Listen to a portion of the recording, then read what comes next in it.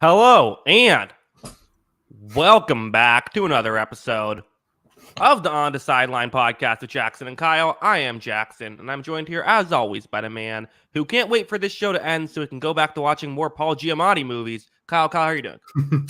Doing great. It's been a while, man. It feels weird. We were doing twice a week throughout the season and took a week off last week while I was sick and felt like an eternity. How you doing? Yeah, I'm doing good. You have a whole beard now. I mean, this is crazy. It's all filled in. Look at this. It's a little uneven right now, but we're doing good. Yeah, and what people might not know is you and I both shaved recently at the same time. It's been just as long. This is just how much I can grow in that span. It's filling in okay. You're doing all right there. Yeah, this is after a month. This is what I got. No, it hasn't been quite that long. Although I think if it was a month, it still would be kind of embarrassing. Kyle, yes, nice to be back. For everyone who maybe forgot about us when we weren't here, sorry. Last week, Kyle was under the weather, and I quite frankly had no idea what kind of show to plan, so we just decided to scrap that one. But we will be doing this every Wednesday from here on out. So we're it's off season, but there's still gonna be plenty to talk about in case you missed that. But yeah, today we did this last year, and it was an interesting show because we do all this prep for the draft. The draft comes and goes, and then we just all forget about it. And it's like, well, let's do a show after the season and kind of see where we're at with all of these players. So we're gonna go through each of the 31 first round picks because Dolphins did not have a pick, and just give a B, C, D, or F grade to each of these prospects. Like you said, it's like we kind of forget about them after the draft, and not all of these guys are on the field a whole lot. So we're gonna break down we're not expecting these guys to be superstars, so we're not gonna grade that accordingly. But we'll have a little bit of some interesting grades and discussions. I think Knock Andrew says Raiders. I don't think you want to see my grade for the Raiders first round pick. Just a heads up. Which is weird because usually they're so good in the first round. I know. Usually they're on fire. Man, I was thinking about it the other day too, because I was talking about because this Justin Jefferson trade stuff is coming up now, right? That it's Justin Jefferson on the trade block thing because they don't want to pay him, which I think is lunacy to begin with. But I'm just never in the business of wanting to trade superstars. And I was like, I guess they would have to get a Khalil Mack plus haul. They'd have to get something similar to what the Raiders got from Mack to entertain the idea. But even that, they completely blew, right? Yeah. And I was like, oh, they drafted a running back and a corner that is out of the league. And then lo and behold, Damon Arnett was arrested again, the same day I brought it up. And I'm just like, yeah, I don't know. Maybe I just would never trade superstars. I don't know. Yeah, I don't know. I thought there's a time and place for it, but yeah, ideally you don't want to then miss on every single draft pick like the Raiders did. I remember that was one of my first I just started a channel. I was talking about, no, trust me, this Raiders trade, it's going to work out. They did not maybe make the most out of those draft picks. Somehow the running back they drafted was the best pick.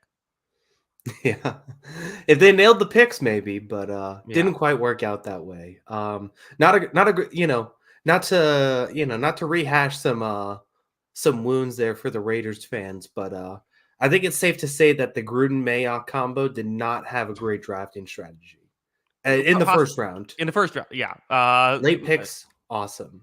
Right, yes. It's weird what's going on there. But yeah, let's talk about the first round selections. Let's just jump into it. I say after we're 5 minutes into this podcast. Bryce Young, first overall. I guess we'll alternate who goes first. So Kyle, give your grade first for Bryce Young.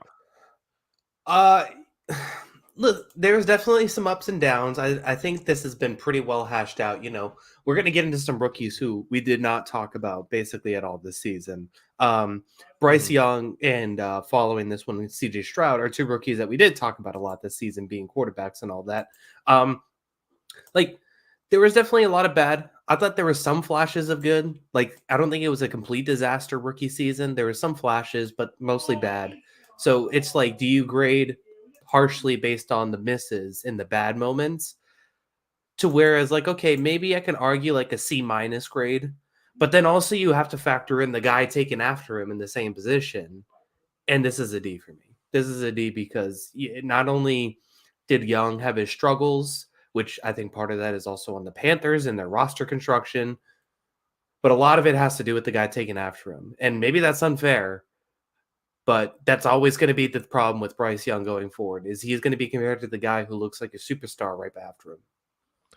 I think that might be a little generous, Kyle. This is an F for me. I mean, again, I don't know how much. Are we just talking about the pick itself, or are we talking about the context around it? I don't know how much you factor that in, but I think Yeah. at least while talking about it, we'll talk about the context around it. I finally got around to watching some Caleb Williams tape. He seems very good, Kyle. I think I would like to have an opportunity to draft him. Bryce Young.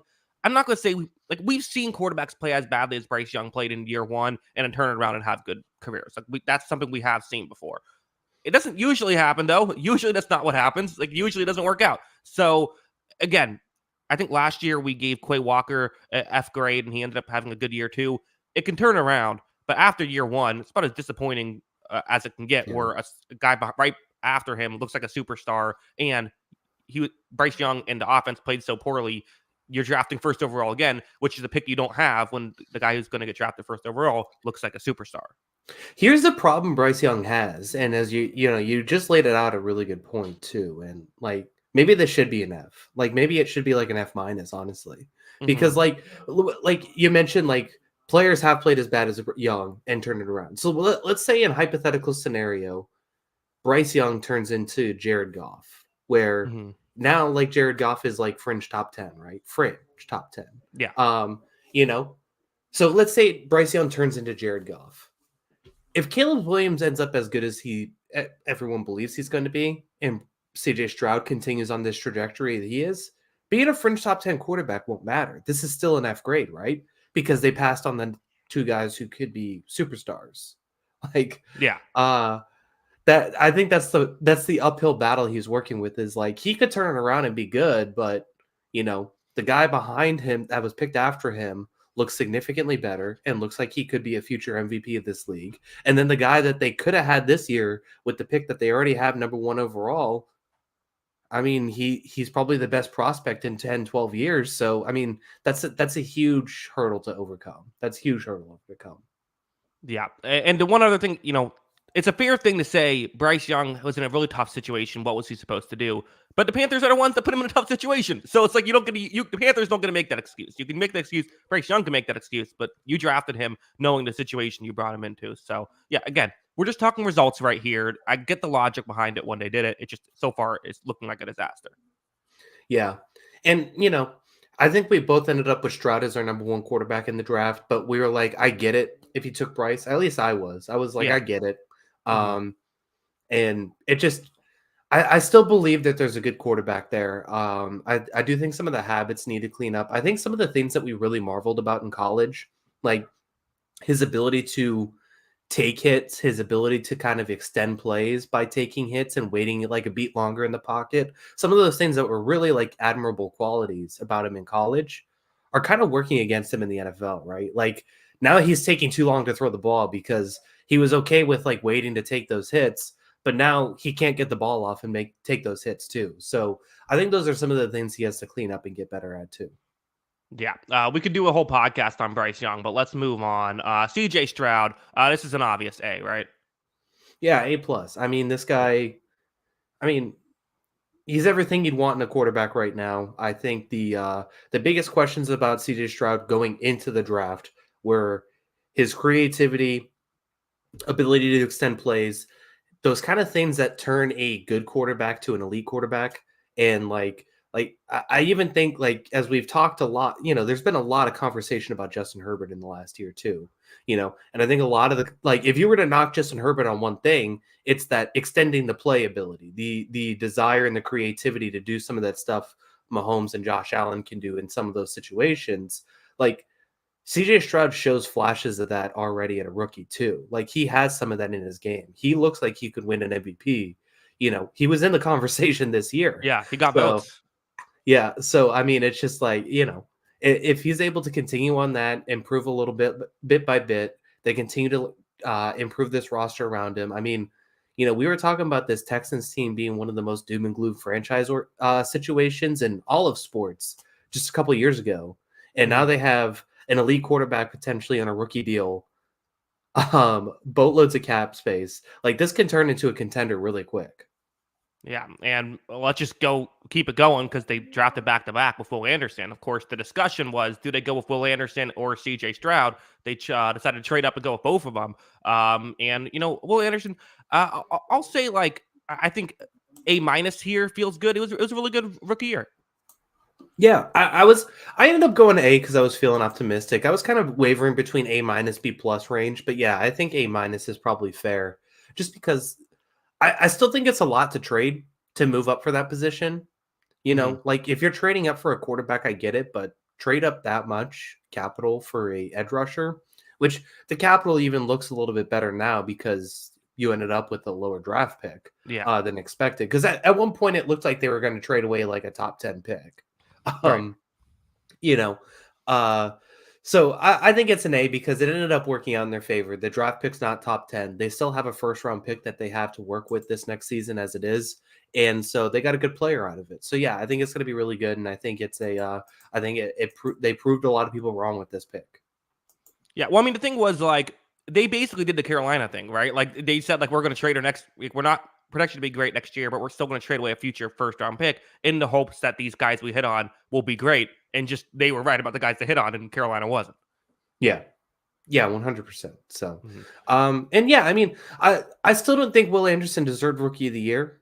Like, I think that's okay, but I thought it was a really good rookie season, right? Like, he still has the flashes of being a really good edge rusher. I don't know if he's going to hit like the elite tier, but I think he is going to be really good. Yeah, I think I want to save the A and A plus, which giving CJ Stroud an A plus. It's like that's like the okay, you might be like a actual like a superstar that could completely change the league type of move. Will Anderson, he has the potential though to be a an elite edge rusher, and it's already a really good one. Hmm. Yeah, 100%.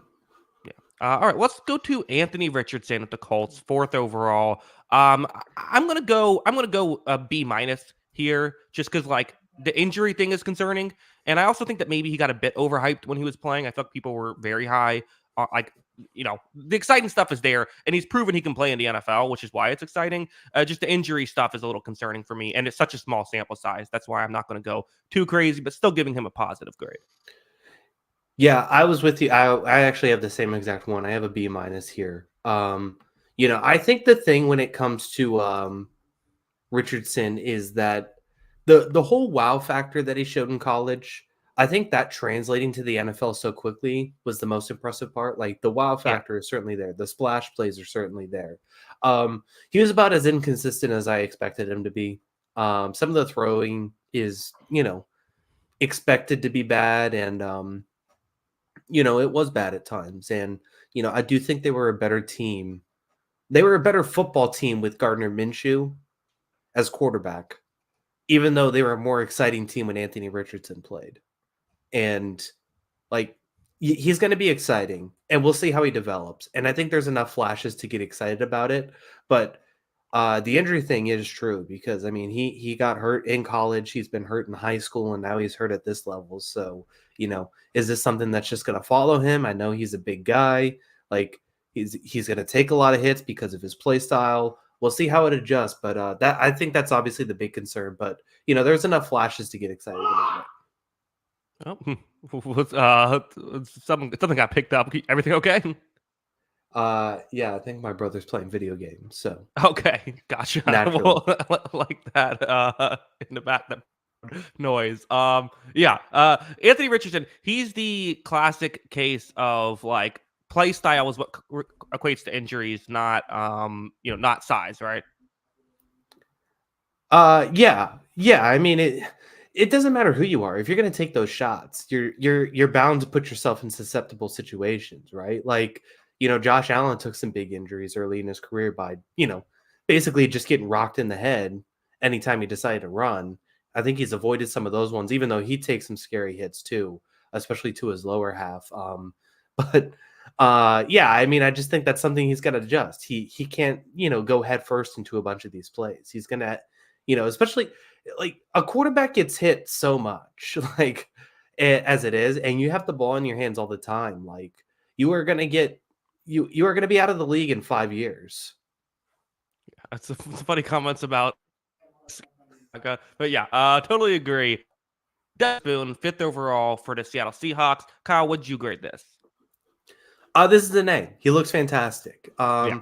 I think you can argue, at least if you're going to compare positions to the guys in the draft, like I think you could argue at their best, Christian Gonzalez looked a little bit better, and that was, I think, the debate of who should be the number one corner, him and Gonzalez. But Christian Gonzalez also got hurt, so you can't really take the full season account to it. And Devin Witherspoon did, carry some injuries throughout the year and all that, but when he played, I thought he was fantastic. And they both, I think the thing is, they both look like franchise corners. And Witherspoon did it for a full season. I thought he should have been Defensive Rookie of the Year. I know there was a big Kobe Turner hive too. But yeah, I thought he was a really good player, and I thought he deserved this pick. And I thought it looks like the right one. Yeah, and the other obvious thing is he didn't get injured like Christian Gonzalez did. So, you got to give the edge to him and that the guy who played for the whole season. I agree that Gonzalez, you could argue, looked better, but they got exactly what they paid for with Devin Witherspoon. So that's kind of how I feel about that. Any final thoughts? No, I mean, that was a boring kind of recap, but he looks awesome. And that's exactly what you want from your top 5 corner pick. Yeah, okay. We don't have to criticize our own show, Kyle. Yeah, that's fair. I was trying to just. The problem is we'll end up with like comments of like, oh, way to spend like 10 seconds on the Seahawks, and it's like, okay, like I understand you probably tuned in for your one team, but we can only say this guy looks really good so many times in so many different ways. I just want to say, like, we were both really impressed with Witherspoon. I'm not going to do a whole show on Devin Witherspoon. Yeah, listen, we do an hour. There's 31 teams. We usually, I'm trying to make it 2 minutes each for these guys, and we're way over already. We're 6 picks in. There's a ratio we gotta hit here.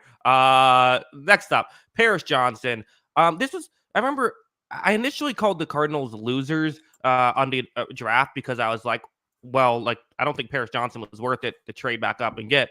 And then people said, well, look at what they got in the draft capital for Will Anderson, and I was kind of like, well, that's actually pretty. A fair point. They got a ton of draft capital, right? So I actually I changed my opinion.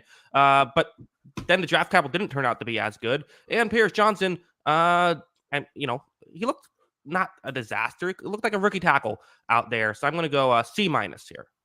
Yeah, I just did C. I mean, I think he's going to be all right. Like there's no reason for me to believe that he's going to be disaster. It's really hard to rank these rookie tackles because I think they all showed some really good flashes and some really bad flashes, right? And I think I think they're all kind of in the same mix that, like, I could see all of these guys kind of working out in a way. Although I think one to me stood out a little bit more than the others, but at times, like, I liked a little bit of what I saw from all these guys. So these may all end up around C grades when I'm judging these tackles, but I think there's proving to be a longer developmental track with tackles nowadays, and I think he's just one of those guys that's going to take a couple years, but they clearly prioritized getting a guy for Kyler Murray, and I think he looks like he's going to be a guy for Kyler Murray for the next few years. Yeah, we'll have to see how it goes. Kyle, what'd you do with you teased it earlier, Tyree Wilson? This is an A, right? Yeah. No, this is an F. Probably, a little harsh, but he didn't play much. Like, and it's never good when your number 7 overall pick like doesn't play. Right. And he was one of those guys that we kind of knew would be a little bit of a developmental thing. He's that that big time athlete, but not the big time production. Although he did have sack numbers in college, but not really the pressure rate kind of aspects. So maybe it gets better. Maybe those athletic talents kind of translate in the future, but it looks like it's a long developmental track for him. Yeah, I mean, I don't know. People know my takes on this. It's like, I don't know why teams still do this. I don't know why teams still go out and constantly draft the player who just has the most physical traits year after year. Like, numbers not great for Tyree Wilson. You're right. Didn't play a ton, under 500 snaps, but he had just under 500 snaps. So we still had a decent sample size. It didn't look great. I mean, it's not a smart decision here, I don't think, by the Raiders. These are just and I thought Tyree Wilson go after a like pure athleticism edge rusher. Like he at least had some.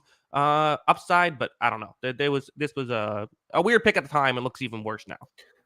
I think the big thing when it comes to this Raiders pick and Wilson in general is they they have tried to improve this defense the past couple of years by spending big investment on secondary edge rusher next to Max Crosby, right? Hmm. And they spent a lot of money on Chandler Jones, and they drafted Tyree Wilson, and both of those moves have kind of been disasters, and they And haven't Cleveland really Furrow improved. too. Yeah, it's just like they haven't they both of all of those have been disasters, and they haven't improved the position, and they haven't improved other areas of defense that I think they could use improvement on. Yeah. Um, and so I think, I understand not drafting like a Jalen Carter given the off-field concerns. Hmm. Obviously, that was someone they could have used, but it just felt like they could have gone in a lot of different directions of what they did, and instead that they just drafted another edge rusher, and it seemed like it didn't work out. Yeah. And I brought Cleveland Furrow. I believe they drafted that in the same draft of Max Crosby. But either way, Yeah. this was, yeah, but still a misfire. Yeah. Let's move on. How about Bijan Robinson? This is an interesting one because, I mean, I don't know. Kyle, where did you go first before I give my thoughts? I gave it D. I think. I mean, the talent is still there for me. Like, I still think he is that talented of a running back that I think in the right situation could have justified a first round pick. But to me, this just wasn't the right situation. Like, I think this team still had too many holes that they could have addressed. I don't think he was the right situation for this team. And I don't know, this team had I mean, I think the problem is you could say Atlanta's biggest hole was quarterback, and there wasn't really a problem solver with the 8th overall pick. But that being said, like, not only did not only could they have used another player like on their defense, or, another receiver or something like that. They could have used a few different positions. Uh like the other running back drafted in the first round, which still feels like the wrong pick, was better than him this year. So Hmm. um yeah, I think it's a tough situation. I think that they had they had a good running back already in the depth chart. So yeah, I gave it a D. Yeah, I mean, it's this is a weird one. It's a weird one. It's hard to figure out exactly how you should evaluate it because I, you know, well, I think they didn't get what they paid for. They didn't get what they were expecting with this. I think with the 8th overall pick, they were expecting like an elite game changing running back, and instead what they got was like a quality running back. Like I think Bijan Mhm. Robinson. I think PFF has him graded as like 38th highest graded running back. I think he's probably the talent is better than maybe the grade is. I expect him to have better seasons as his career progresses. But like, yeah, this is I'll say a D as well. But I also feel like it's one of those things that you could argue is much worse. I'm not going F simply because like I think they wanted a running back. Like that's their mindset.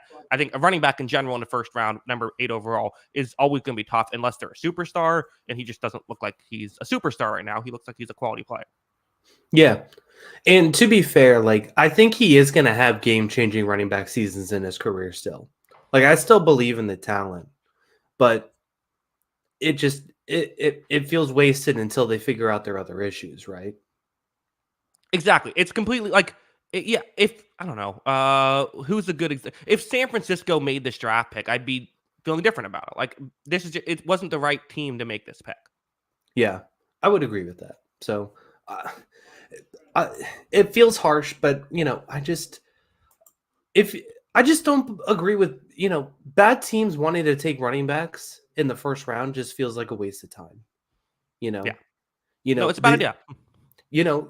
the whole point of this is now that running backs are at their highest value the first 5 years of their career, and then after that it drops really quickly, right? Hmm. And even then, like, it's probably the first couple of years where they're going to be really, really good, and you can run them into the ground. And it's just like having that for a team that's going to win 6, 7 games. That just feels like a waste. Yeah, I agree, especially when Tyler Algier is still the better running back, which people I had to take at the time. People were criticizing it. I don't know. I think Algier is really good. Anyway, Jalen Carter. This is I think this. I'm not going to go A plus, but this is an A. I mean, maybe didn't quite finish the season as strong as he started the season, but still finished the season really strong. Looks like he could be an elite defensive tackle for a while. Yeah, I agree with that. It's an A. You Hmm. know, He looks like, I mean, if you're just judging off of first round picks, he still looks like possibly the second best first round pick, second best player in the first drafted in the first round, and that's pretty good value for the ninth overall pick. So yeah, hey, Yeah, and stayed out of any off the field trouble, which was a big concern people had with him. So like the fact that that doesn't seem to be an issue, that's a big win as well. yeah. Yeah, exactly. And I think this is a good situation for him too, just because of there's a lot of vets there. I think that really helped him. And like there was a bit of a rookie wall, it felt like. And I think one of the things that's kind of underrated about Georgia is they have so many dudes that they can like rotate guys constantly and keep those guys fresh. And that's just not like often played the same in the NFL. Like you do rotate, especially on the defensive line, but you could take multiple plays off in Georgia and they'd still be the best defensive line in college football. So it's just a little bit different. A commenter saying Tyree Wilson finished stronger than Carter. Kyle, do you agree? Did Tyree Wilson finish stronger than Jalen Carter? No. No, okay. Not agreeing with that one. Some people were not thrilled with the Bijan take, which is expected. I don't think anyone has ever been thrilled with a running back in the first round take that I've had. Yeah. If you like Bijan, you like Bijan, and I do like Bijan. It's fine. It's just I think that they need to be better to justify that pick, and I think he's got to be a top 10 running back consistently to justify that pick. And I don't even know if he was a top 10 running back last year. Yeah, I think might actually have to be higher than that for him to be justified. But let's move on. Darnell Wright, Chicago Bears. This was, I believe, pick number 10. And, in hindsight, maybe they should have stayed pat and drafted Jalen Carter, but did not do that. Darnell Wright himself, though, again, I think I'm just going to go C. Right, like we're at the point now where kind of the elite players are kind of off the board, and it's just like this was he's looked kind of like a rookie tackle, like you said, of a lot of these tackles. Like what are we gonna make of this in the future? I don't know, but they so far seemingly he was fine as a rookie. I think we'll see what he does from here on out, but C feels fair. Yeah, I have C too. Like I said, I think all of these rookie tackles are a bit similar for me. I think they had some high moments and some low moments. I do like Wright just because it seems like he has a bit of nastiness about him, and I think the Bears kind of need some sort of like intensity, especially on offense. He had a lot of pressures this year, but I think a lot of that also has to do with Fields. Like, I don't think that's all on him. But that's definitely something you want to get better at. But yeah, I gave it a C because I do think there was some flashes of really good play there. So I do think it could be a pretty good pick. I like him a lot too. Yeah. Well, then let's go to another offensive line player for the Tennessee Titans, Peter Skoronski, who I don't know, interesting player. I thought this was a solid pick. I'll go B- here. Yeah, I did see again. Okay, sure. Yeah, I mean, another one where I thought he was fine. Some good and some bad. He did miss some games because of I think he was hurt for a couple games. But yeah, I mean, another player who you could argue, is it as valuable as a guard? I know some people argue both ways. Are guards as valuable as tackle? I don't know, but I thought he had some moments that he was pretty good again. Yeah, I've always been of the belief that like I'll take a elite guard just as much I'll take an elite tackle. There's kind of not really evidence to support the elite tackle actually is that much better, but I also don't value pass blocking the way other people seem to do. And my biggest argument now is Donovan Smith has won 2 Super Bowls as a left tackle. So I feel pretty good about that. Yeah, that's justifying your pick, all right. Yeah, I think Kyle, this is one that is still a hotly debated. This is one of the all-time great sports debates, I think, at this point. Jahmyr Gibbs. This is a great one. Maybe not that much, but it's a good sports debate. Jahmyr Gibbs here, who is was drafted number 12. It was very much mocked when it first happened. However, Gibbs ends up being a solid contributor on the team that goes to the NFC Championship game. Kyle, what did you go with here? No, I want you to go first. This is Okay. this is your this is your thing. Go for it. Take the floor. Sure. Well, I would like to mention because it's become a real thing. I feel like on Twitter, people have really like argued about it. I would like to say I've been exactly right about Gibbs. I said I thought Gibbs would challenge Bijan to be the best pure rusher in this draft class and would be a horrendous blocker. That's exactly what we've gotten out of Gibbs. So I nailed the evaluation. He's done what they've wanted it to be. It's just not good positional value. But again, I'm kind of viewing this as has he done what the Lions wanted him to do? And plus, with the fact that a lot of these picks after him didn't really hit, I'll go see because like he did what the Lions wanted him to do. Again, people Yeah. who think it's frustrating because nobody is making any progress in this debate, right? For me, I'm saying, well, I thought the player would be good, and now the player is good. I don't feel like I was wrong about that. I feel like I just think it's a running back thing. And for people who were like, no, running backs matter, they're now like, well, look, he's good. So see, we were right. So no one can ever win the argument. It's an unwinnable argument on both sides. Yeah. I did see minus. I was in the same boat. Positional value matters. Mm-hmm. And I think the thing is he was better than Bijan this season, which I feel Mm-hmm. like is a win. And I mean, I don't know. He had 10 I think more than 10 touchdowns for a team that made the NFC Championship game. Like that's not Mm-hmm. nothing. Like that's a pretty good contributor for an NFL season, right? So Yeah. I think there is some additive qualities there. So yeah, I do think that there is some justification to the pick.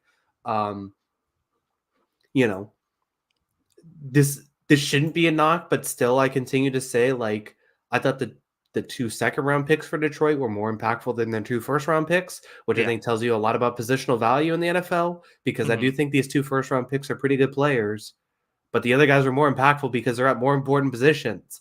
Um, Right. you know, so I think that's kind of where I'm at with the decision making here. So yeah, I think Gibbs is a good player. I think he's going to be a really good running back. There could be a year similar to Bijan. There could be years in the NFL where Jahmyr Gibbs is the best running back in the NFL. Um, Yeah. but I don't know if it justifies this pick.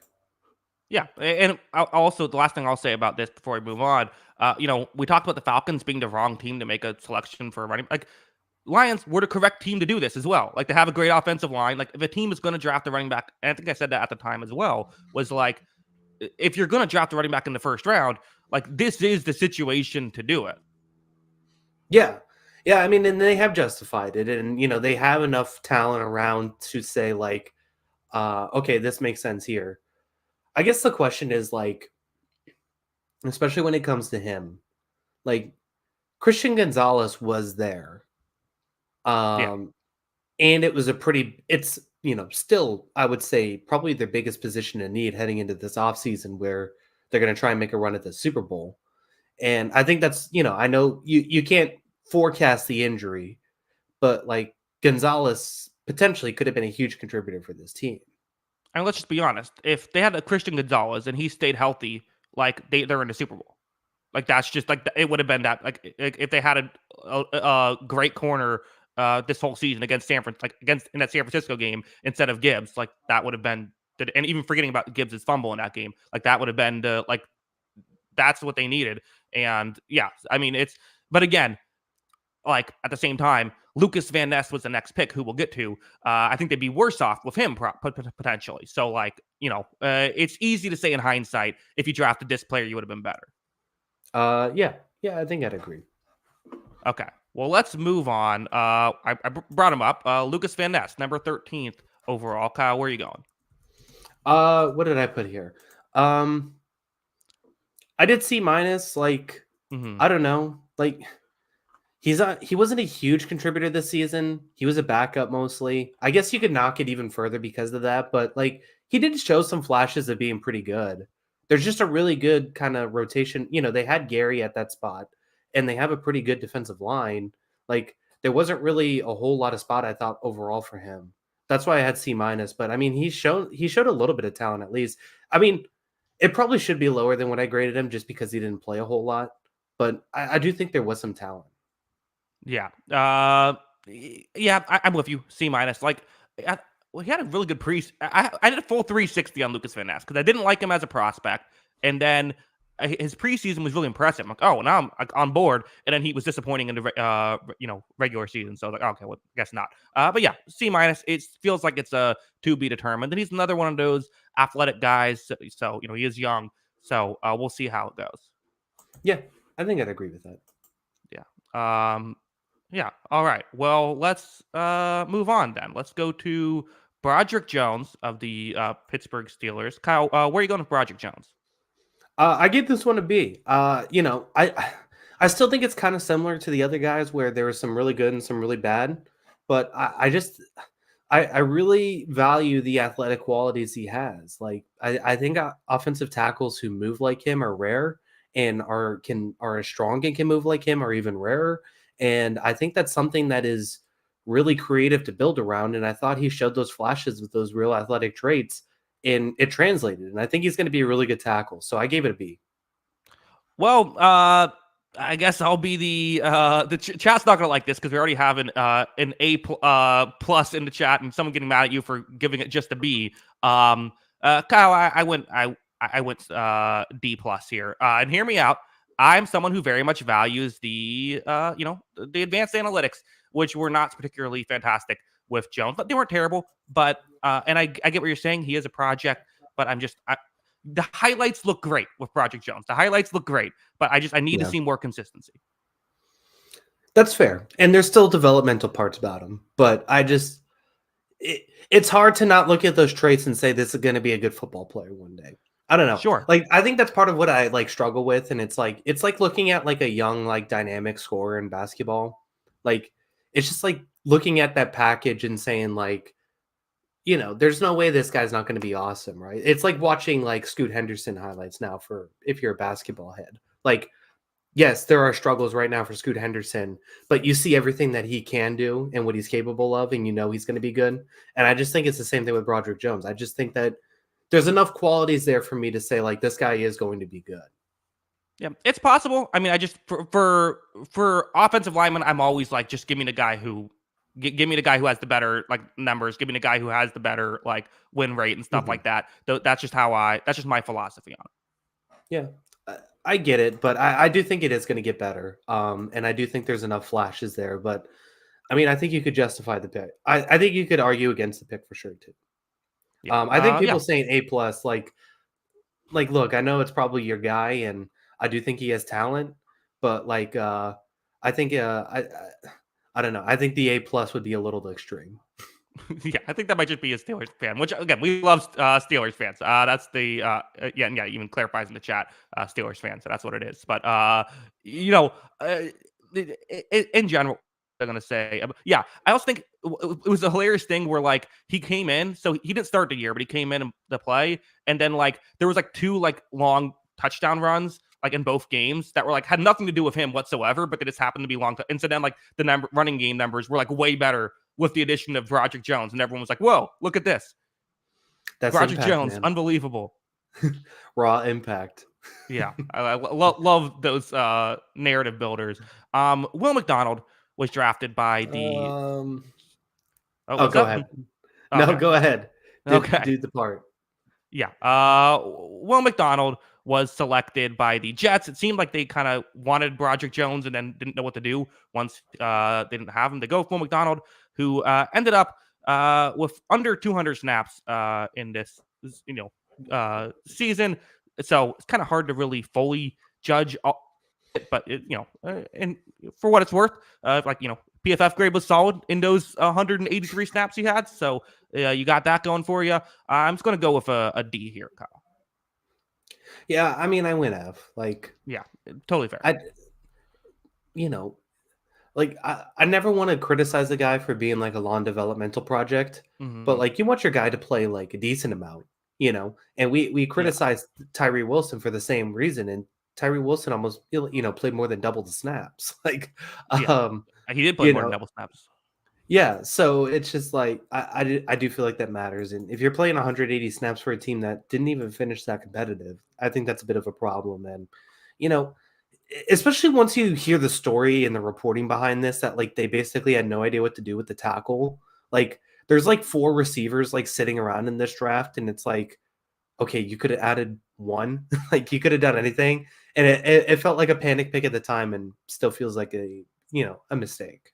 Yeah, the only reason I push back a little bit on the difference between this and Tyree Wilson, McDonald, Jets pass rush really well, and the Jets have a lot of pass Hmm. rushers, so it's a little bit tougher to get playing time there. So that's kind of why I'm a little bit more lenient. At the same time, I'm with you though. It wasn't good. Like this was not, this wasn't good enough. Barely getting playing time, and I don't really love him coming out of college, so I'm not really shocked by this. Yeah, there are athletic traits there, so maybe it does get better. But yeah, 100%. I think it's tough to and even though the Jets do have those pass rushers, but then wouldn't that justify not taking the edge Yeah, rusher at this pick? Like, so yeah. especially when I think there is a need for a receiver at this team, and at least 3 of the 4 receivers showed flashes of being pretty good behind him. Like, I do think that's a mistake. Yeah, you're right. You're right. I'm gonna bump it. I'll bump it down to. I'll go F plus. F plus, fair enough. Okay, let's move on. The Washington Commanders of Emmanuel Forbes. This is F minus. Yeah, it's harsh, but Worst pick of like, the draft. I mean, their defense was still the Worst worst after 1 year. The worst outcome of a pick of the draft. in the first round. Yeah, I would Yeah. say so. Mhm. Yeah, I Oh, mean, I just think, yeah, your brother's he upset about it didn't, too. he didn't like it either. Yeah. They're crazy. Anyway, what was I saying? Oh yeah, so Emmanuel Forbes. I mean, this was the worst defense in football, and it got better like by a significant step once he moved to the bench. Yeah. And it was still the worst defense in football. So that's a bad pick. So yeah, that's an F. Yeah, and especially when we'll talk about these together because like Christian Gonzalez right after this, like the injury is the only reason I'm not going to go I'm going to go A minus just because he got injured. There is a small sample size, but like everyone was saying, Christian Gonzalez should have gone before Forbes. They draft Forbes instead, and then Christian Gonzalez looks awesome. Like that's part of why it's such a bad outcome for Washington. Yeah, it's so interesting because this was viewed as like a deep corner draft, but like the top 2 guys were kind of viewed as the top 2. Hmm. And then somehow Washington managed to mess that up. Like, I don't understand the pick. And didn't they trade up to get Emmanuel Forbes? Like, wasn't that part of the deal or something? Or did they trade back? I want to say they traded back. I don't quite remember though. Oh wait, yeah, because they traded with Pittsburgh, right? Because Pittsburgh traded up to get no wait. No, that was the Patriots.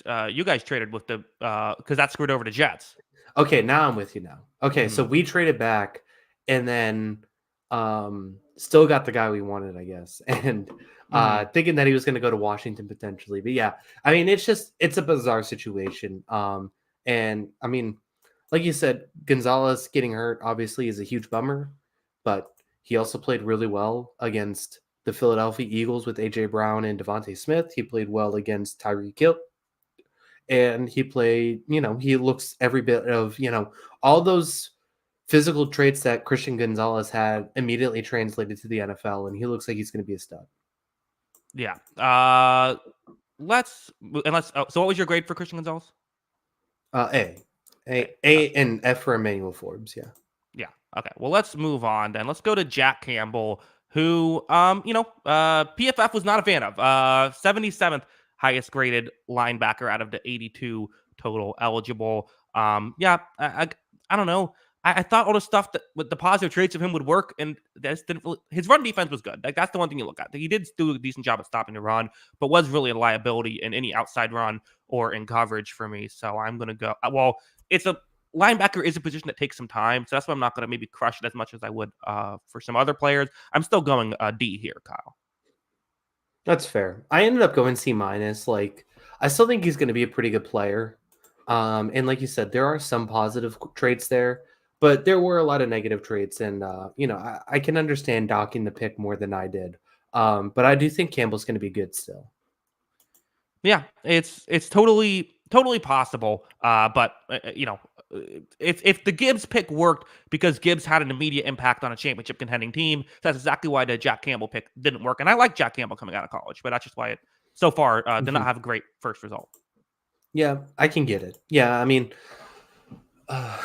yeah, I mean, I understand it, and this was another one where, you know, it felt like that they could have gone in a lot of different directions, and the positional value question is still there.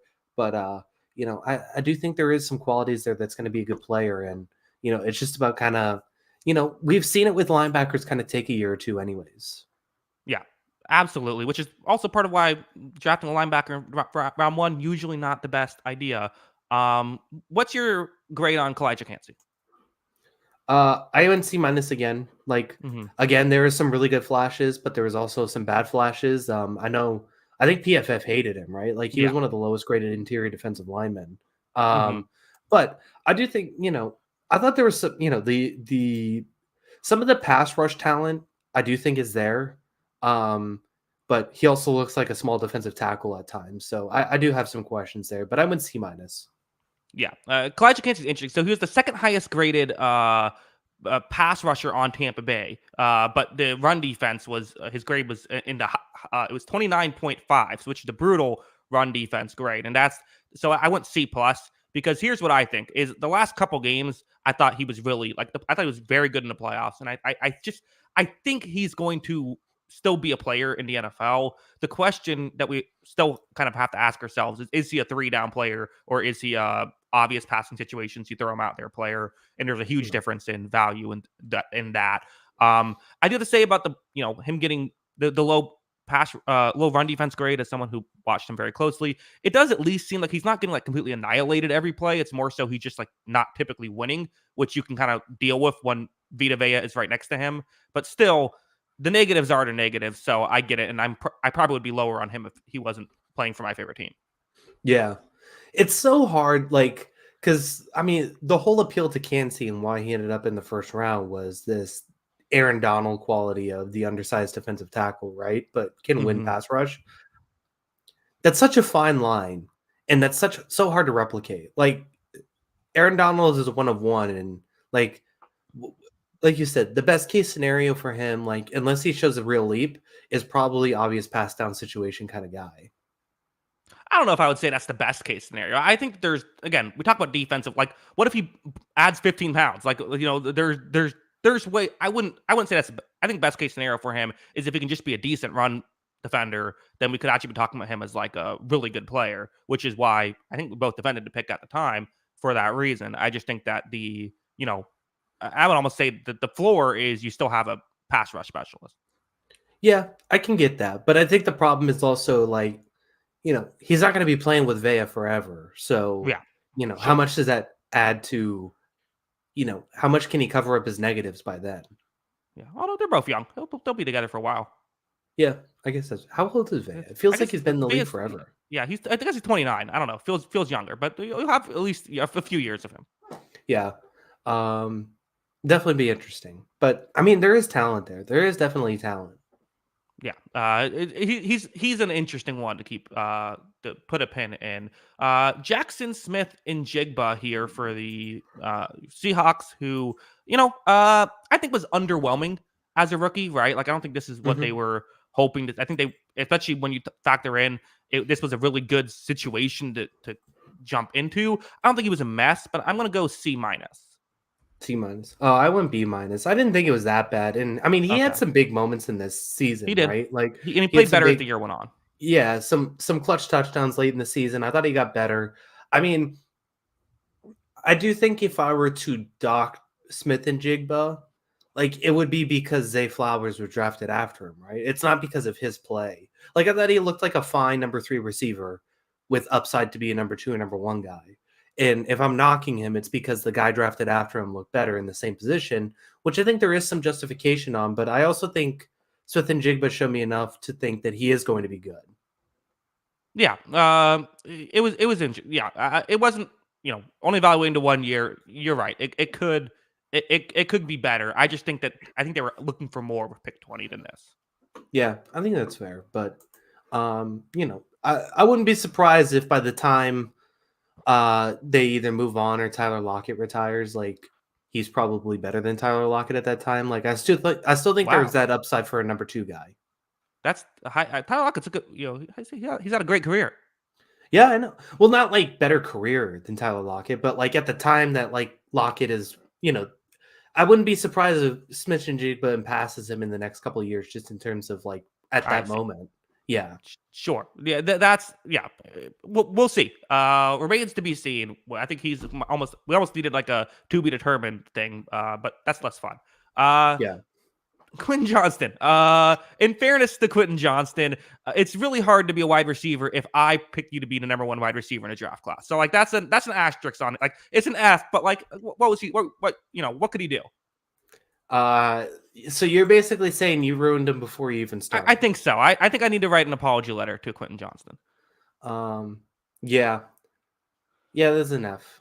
So Yeah. he had a just porous season. 38 catches on 67 targets, 431 yards, 2 touchdowns.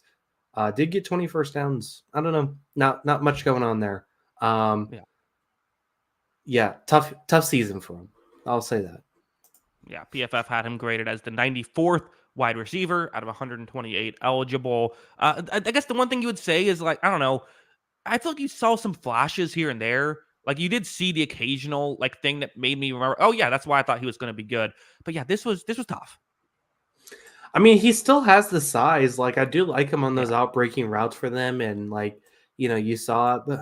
Like there was that Chicago game that he played pretty well. I mean, there was a couple other games that he had moments, but it just wasn't consistent enough, right? And I think that's your biggest concern.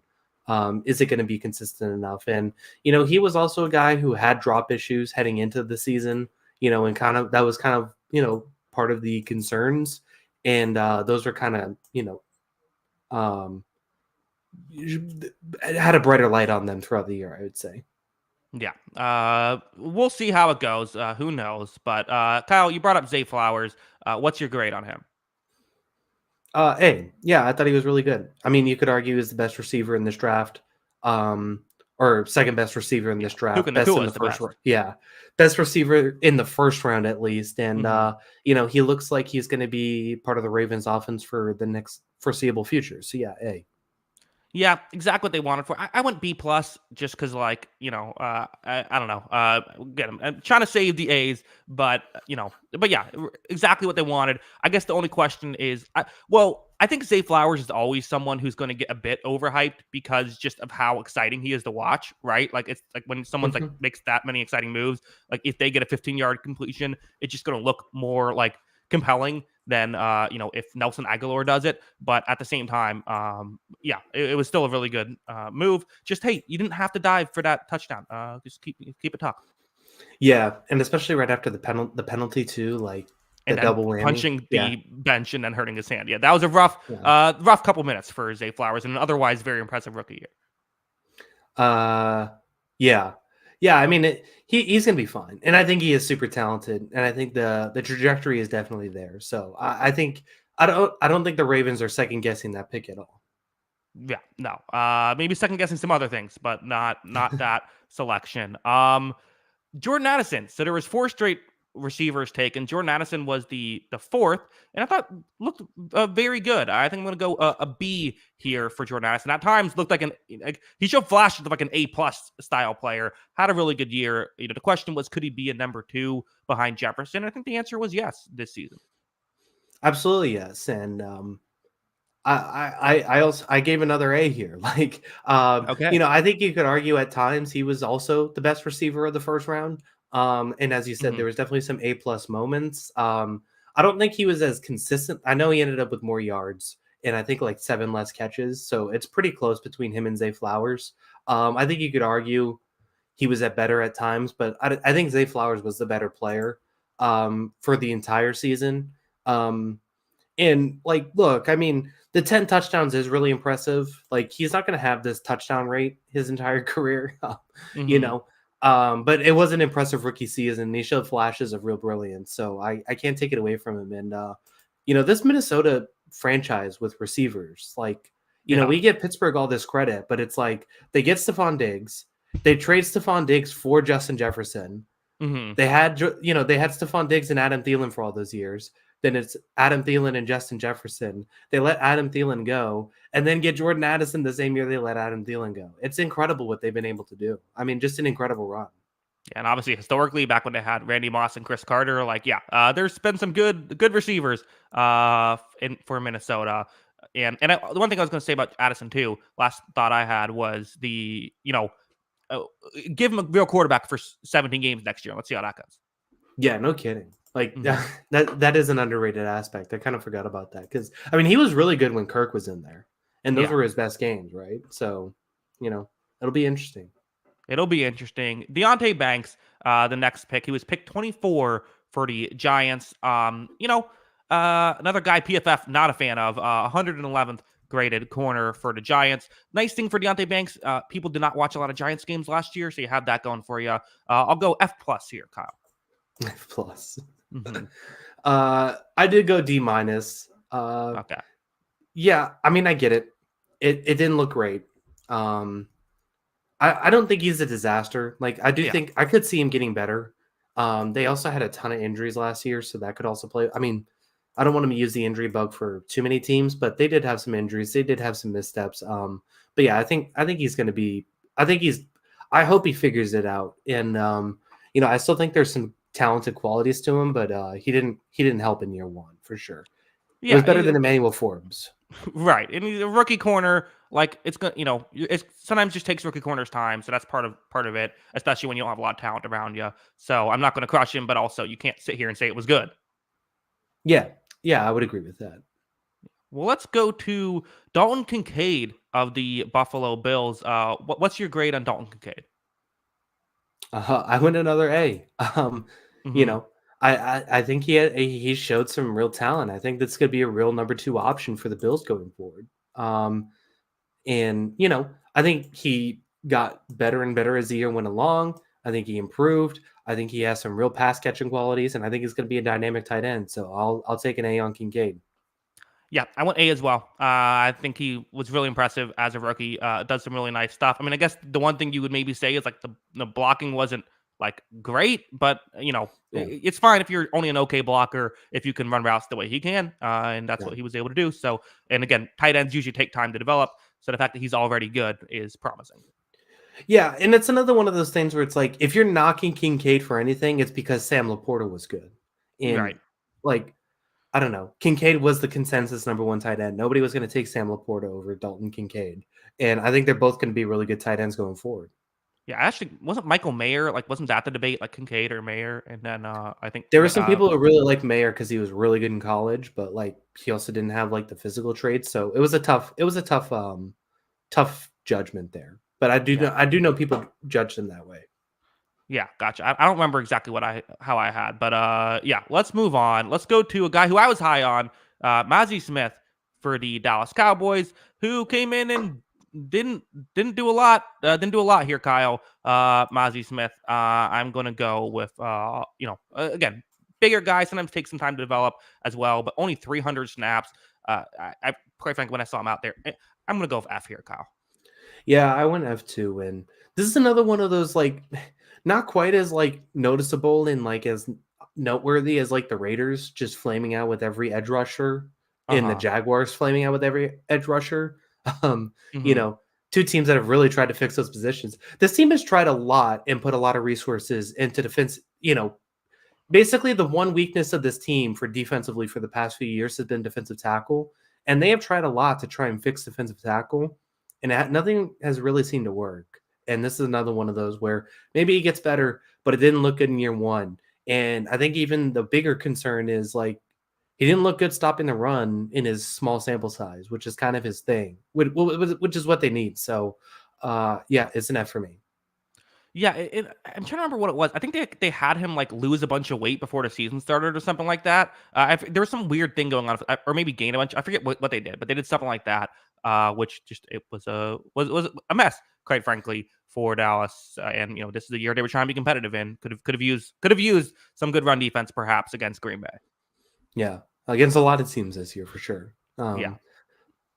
It's so funny. It's like it's the one thing that they can't figure out defensively. Like they got everything else down.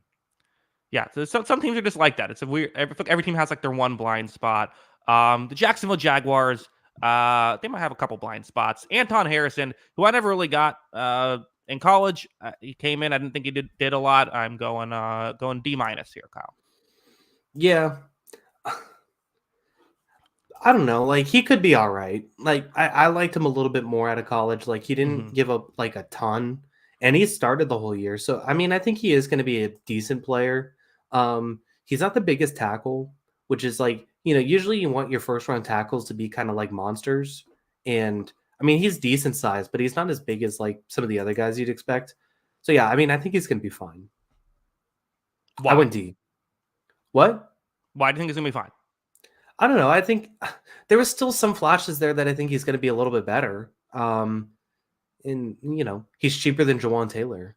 He's just the guy I've never understood. That's true. It's better. I would rather have Anton Harrison than the Jawan Taylor contract. But I feel like in general, I never understood him. I've never got it. I still don't understand him as a prospect. I still don't understand why people are high on him. Yeah, I don't know. Granted, this is the team that keeps paying Cam Robinson year after year, so I don't know. Yeah, they have not been able to figure out offensive line at all. Like No. they have had a tough go at it. I mean, they've had a tough go at it. That's all I could say. I mean, I don't know. Like, I do think he has some good qualities. I do think that he, can block the pass pretty well. I think he did that pretty well at Oklahoma. And maybe that's something you're looking for, but it hasn't quite translated yet. Yeah. 4 picks left. Miles Murphy, the Cincinnati Bengals selected him with pick number 28. Kyle, what was your grade on him? Miles Murphy, what did I even write here? I did D plus. I didn't think he played a whole lot. And I mean, it seemed like there were some moments again, but like didn't get a whole gauge. I didn't get a lot of gauge on him one way or another. Didn't seem like he was making that big of an impact. Yeah, barely played. Only had about 300 snaps this season. So, it's a relatively good defensive line, but not that easy to get playing time. But also, that's part of why you draft him. Then, also did not have particularly very high, PFF grades or advanced analytics or anything like that. So I'm going D minus here for Miles Murphy. Murphy didn't really fully work out. Yeah. This was one of those ones where I felt like if you're looking at Sam Laporta and like, man, we could have had that. Like, I think this was the first pick where I was like, yeah, probably would have taken some Laporta here. Yeah, but in fairness, I don't know who was saying that pre-draft. Yeah, no, I get it. Yeah, I think that the Brian Branch was the one that at the time I didn't understand why he fell out of the first round. I think that's the one you look at and say like you let that one get away, especially for a team that lost both safeties, right? Like, yeah, heading into the draft, that did feel like a bigger need too. Yeah, and also I know they just drafted Dax Hill. Yeah, the 2 guys we're talking about, both Lions guys too. So if we're doing a second round evaluation, Lions fans would be having a lot of fun. Yeah, that'd be A pluses everywhere, right? Yeah, I think so. The New Orleans Saints, we have a run of disappointing defensive linemen here at the end, basically. Brian Bresee, who, again, it's the name. You can't be named something that weird and be a successful player. It just won't work. Yeah, probably not. He was such a monster in high school and even at times in college. It's so hard for me to judge this. Like, I do think he could be good, but it looked rough year 1. So I have D minus. I went with D. Again, you could argue. To me, I think he was just kind of a worse version of like Kalijah Cansey, right? I think he did show some flashes in the pass rush. It just wasn't enough, and also didn't play as much. So that was the thing. And then the run defense. But he's also like slow too, I think is the problem. Like, I don't know the situation where he's like an elite pass rushing defensive tackle in the NFL. Yeah. The Saints love to draft guys who don't really do a lot late in the first round for defensive linemen. That's what they love to do. Yeah, that's a tough draft strategy, I'd say. Yeah, I think so. They've done enough well, I guess. Helps $50 million over the cap every year, though. Yeah, maybe it's time to blow it up. Maybe. Okay. Well, we can talk about that later, perhaps. 2 picks left. Pick 30, Nolan Smith of the Philadelphia Eagles, who the Eagles were considered big winners at the time of the draft. Part of that was the Jalen Carter selection, which definitely worked out. Nolan Smith only played about 200 snaps, did not grade particularly well in those snaps. It's definitely too early to tell fully situation, but I don't think it looked particularly great. I am going to go D as it stands right now, but this is definitely subject to change. Yeah, I went D too, but like, I understood why he didn't play. Like, this is a team with Hassan Reddick and Josh Sweat. Like, I do think this. Yeah, and I do think this was a pick made for the future to begin with, Mm-hmm. but you know, uh, they could have used a linebacker. They could have used a few different positions. I don't know who they were, who they like per se should have taken in this spot, but I do think you could have addressed a few other positions here. Brian Yeah. Branch. Right. Right. I mean, especially, knowing what we know now, feels like a tough situation. But again, they kind of felt like this was a luxury pick they could afford. I don't think they expected their secondary to completely fall off like that, which maybe they should have. Yeah. Yeah, I guess that's the hindsight's 2020 part of it. But yeah, I mean, you would have liked more of an impact player when you saw the holes in this defense. Yeah. Finally, the Super Bowl winning Kansas City Chiefs, who will be picking last again, unless they trade to pick. Felix Nduke Uzama was, again, very similar to these other guys. Didn't get a lot of playing time. The Chiefs have solid edge. They have edge depth. So while it's not quite Philadelphia, it is still kind of difficult to get playing time. But there was points when he wasn't even on the like he was getting healthy scratched at times this season. So it's another D for me. It's too early to tell. Yeah. I ended up going F. Yeah, If you're I get not it. playing at all, like I don't know what to Hmm. do with you. So Yeah, there's high impact guys taken in third, fourth, fifth round. Like yeah. if you can't even get a roster spot, I think that's a problem. Especially when this was a team that had holes, right? Like this is not a complete. They won the Super Bowl. It worked out for the Kansas City Mm. Chiefs. How crazy is it that they selected a guy in the first round that barely played for them? They went out and paid a tackle $20 million who didn't play well for them, and they won the Super Bowl. Uh yeah. Works out in their favor definitely, but Mm. not necessarily the best strategy, I would agree. Yeah, perhaps not. Kyle, that is all 31 selections. Let them know where we can find us on Twitter before we head out. Yeah, make sure to follow us on Twitter. That is at Jackson Kruger. Make sure to follow me at by Kyle Gronin. And make sure to follow the account page at On the Sideline JK. That is at On the Sideline JK. Yes, of course. If you like audio only podcasts, anywhere you get your podcast, just search on the Sideline Podcast. It should be available there. So we have, Kyle, next week, I was thinking we want to do the show. We did this last year. We do kind of our way too early power rankings for the upcoming season. Early power rankings for upcoming season. Yeah, let's do it. Okay, yeah, we'll do it next week because then we'll have after that in 2 weeks there will be free agency news to talk about. So so next week, be on the lookout for that show. It'll be 5 Eastern. We will do our way too early power rankings, and we'll see if Carolina can avoid the number 32 spot. Hot take. I don't think they are. Okay, you don't they're avoiding it, or you don't think they are number 32. I don't think they're avoiding it. Okay, yeah, it might be tough. I don't know. We'll see. Last year we had Tampa Bay at 32, and they didn't win it all, but they did well. That's true. Maybe it's where they want to be. So let's put the Maybe Patriots at 32. That's the plan. I'll pick them first, just to not let that happen. You want the Patriots back. You know it. I do. Everyone- I like a good villain in sports. I've been very clear about this. Yeah. So we'll be back. Everyone say hi to my dog. Yes, everyone say hello to Kyle's dog. Everyone say hello to Kyle's brother as well before we head out. Kyle, any final thoughts? No. Let's get out of here. So All right. see you next Yes. week, everyone. Sounds good. See you next week. Until next time, have a good one. Peace.